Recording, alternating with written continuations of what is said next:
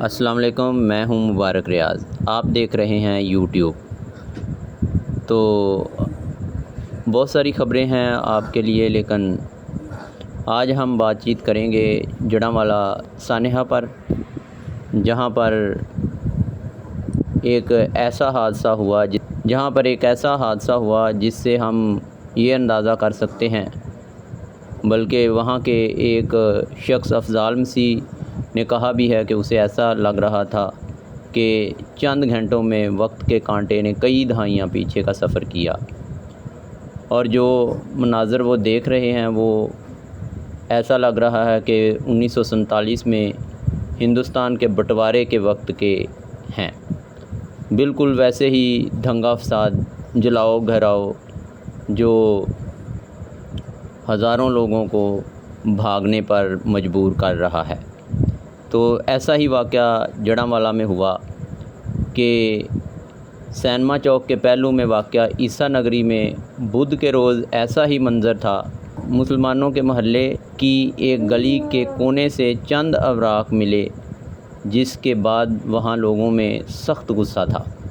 مقامی لوگ کہتے ہیں کہ یہ قرآن کے اوراق تھے جن کی مبینہ طور پر بے حرمتی کی گئی تھی۔ ان کے مطابق مبینہ بے حرمتی کرنے والے باپ اور بیٹے کی تصویریں بھی ایک ورق پر موجود تھیں، اور ان کا نام، پتہ اور ٹیلی فون نمبر بھی اس پر درج تھا۔ اس بات کی اطلاع ساتھ جڑے مسیحی برادری کے محلے تک پہنچ چکی تھی۔ وہاں کے رہنے والوں کو معلوم تھا کہ اس کا کیا مطلب ہو سکتا ہے۔ اس پر بہت سے لوگ اسی وقت سے اپنے بچوں کو اٹھائے، خواتین کو ساتھ لیے، سب کچھ گھروں میں چھوڑ کر بھاگ گئے۔ کچھ ابھی بھی وہاں پر موجود تھے، اس امید پر کہ حالات زیادہ نہیں بگڑیں گے۔ آخر ان کے مسلمان ہمسائے انہیں اچھی طرح جانتے ہیں، وہ دہائیوں سے یہاں اکٹھے رہ رہے تھے۔ کچھ ہی دیر میں پاس کی مسجد میں اعلانات ہونے شروع ہو گئے، اور مسلمانوں کو سڑکوں پر آ کر احتجاج کرنے پر اکسایا جا رہا تھا، مشتعل ہونے پر اکسایا جا رہا تھا، اور جلاؤ گھراؤ کرنے کے لیے اکسایا جا رہا تھا۔ اور اس کے بعد جو لوگ کسی امید پر پیچھے رہ گئے تھے وہ بھی گھر چھوڑ کر بھاگنا شروع ہو گئے۔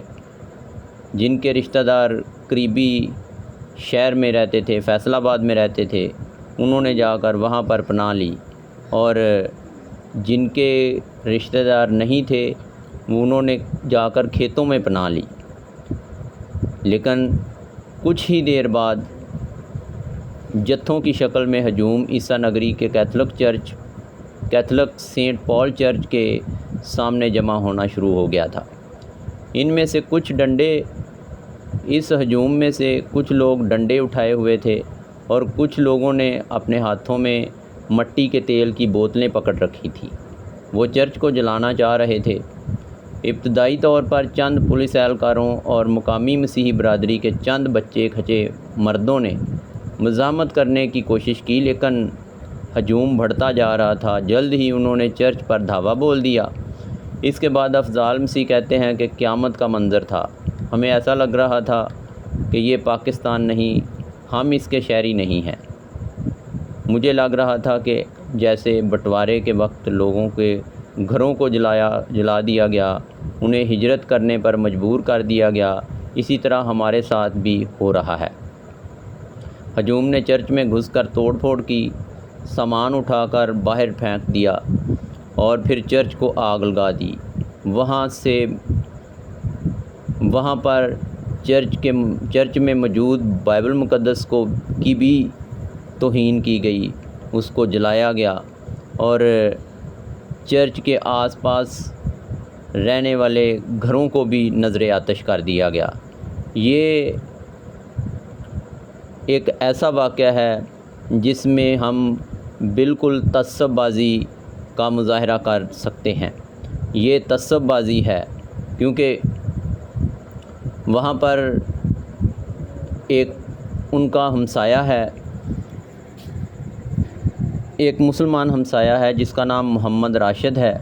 اس نے بی بی سی کو انٹرویو دیتے ہوئے کہا کہ ہم یہاں پر تقریباً 45 سال سے اکٹھے رہ رہے ہیں۔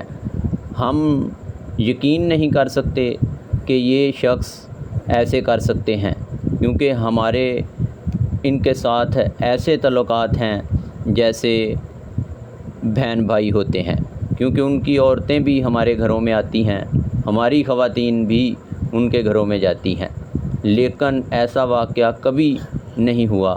اور ہم تو یہاں تک کہتے ہیں، اس کا کہنا تھا کہ ہم تو یہاں تک کہتے ہیں کہ مسیحی لوگ ایسا کر ہی نہیں سکتے، کیونکہ کبھی ان کا ہمارے ساتھ کوئی جھگڑا نہیں ہوا، بلکہ ہم بہن بھائیوں کی طرح سے رہتے ہیں۔ لیکن یہ جو ان کا یہ بھی کہنا تھا کہ یہ جو ہجوم اکٹھا ہوا تھا یہ ہمارے محلے کے، ہمارے گاؤں کے لوگ نہیں تھے، بلکہ یہ پتہ نہیں کہاں سے آئے تھے، اور یہ سازشی طور پر اکٹھا کیا گیا۔ جب مساجد میں اعلان کیا گیا تو ایک مسجد میں اعلان ہوا، پھر دوسری مسجد میں اعلان ہوا، تیسری مسجد میں، اس طرح سے قریب کے سارے گاؤں، سارے دیہاتوں کے لوگ اکٹھے ہو گئے، اور پھر انہوں نے ایک سوچی سمجھی سازش کے تحت اس جلاؤ گہراؤ کا اہتمام کیا۔ بہت سارے چرچز کو آگ لگا دی اور بہت سارے لوگوں کے گھروں کو جلا دیا۔ کہا جاتا ہے کہ یہاں پر تقریباً کوئی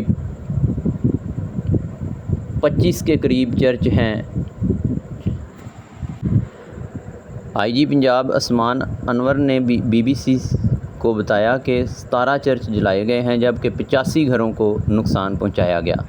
تاہم جن عمارتوں کو نقصان پہنچایا گیا ان کی گنتی کا عمل اب بھی جاری ہے۔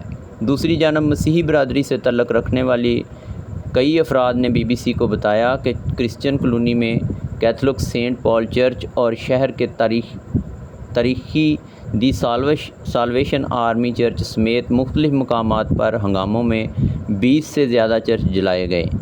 جڑانوالہ پولیس کے اہلکار نے بھی بی بی سی سے اس بات پر تصدیق کی ہے کہ ان میں سے زیادہ تر وہ چھوٹے چرچ تھے جو لوگوں نے عبادت کے لیے محلوں میں بنا رکھے تھے۔ میں آپ کو یہ بھی بتاتا چلوں کہ حقیقت میں بات کیا تھی۔ محمد ارشد نے بی بی سی سے بات کرتے ہوئے یہ بھی بتایا کہ جب خواتین اور مرد ٹہلنے کے لیے گھروں سے نکلے تو گلی کے کونے پر انہوں نے چند اوراق نیچے بکھرے ہوئے دیکھے، جن پر سرخ سیاہی سے کچھ تحریر ہوا تھا۔ ساتھ ہی اس سرخ سیاہی سے لکھی ایک ہاتھ کی تحریر بھی تھی۔ اس تحریر کے اوپر 2 لوگوں کی تصاویر لگی ہوئی تھیں اور ساتھ میں ان کے نام، ٹیلی فون نمبر اور پتے بھی درج تھے۔ وہ کہتے ہیں کہ محلے والے ان تصاویر میں موجود باپ بیٹے کو اچھی طرح جانتے اور پہچانتے تھے۔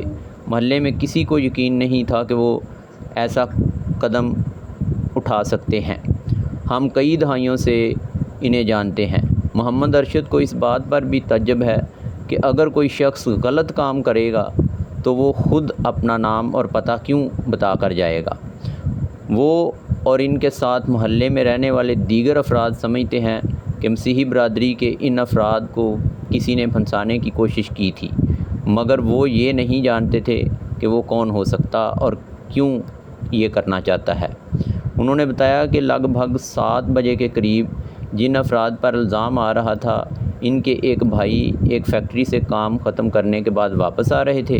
لوگوں نے گلی کے کونے پر ان کو روک کر اوراق دکھائے۔ انہوں نے بھی لاتعلقی کا اظہار کرتے ہوئے بہت حیران کن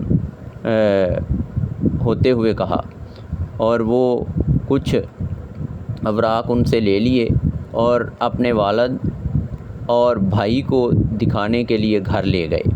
محمد ارشد نے بتایا کہ ان کے بھائی اور والد اس وقت سو رہے تھے جب انہوں نے دونوں کو اٹھا کر اوراق دکھائے اور پوچھا کہ یہ کیا ہے۔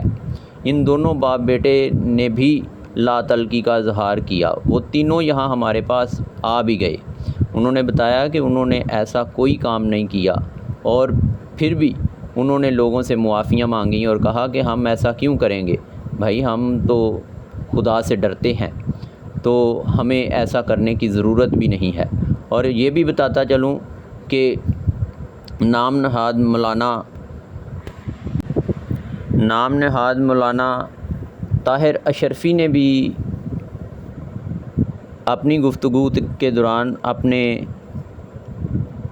نیوز چینل کو انٹرویو کے دوران کہا ہے کہ ہم بہت سارے ایسے کیسز کو ہینڈل کر چکے ہیں اور نمٹا چکے ہیں جس میں بالکل کوئی جواز نہیں بنتا، کوئی بھی گستاخ رسول نہیں ہوتا، نہ کوئی گستاخی کرتا ہے، نہ کسی قرآن مجید کے صفحات کی تذلیل کی جاتی ہے، لیکن ایسے تعصب پرست لوگ، ایسے لوگ ہیں جو اپنی انا پرستی پر، اپنی ذاتی رنجش یا دشمنی کی وجہ سے لوگوں پر توہین رسالت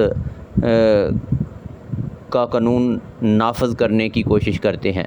اور پھر یہ بھی ہے کہ یہ اتنی گھناؤنی حرکت ہے، جب ہمارے ملک میں اس پر قانون موجود ہے تو پھر اپنے قانون کو اپنے ہاتھ میں کیوں لیا گیا؟ حالانکہ کوئی ایسی بات نہیں ہے جس سے ہم ایسا کریں، لیکن پھر بھی انہوں نے قانون کو ہاتھ میں لیا۔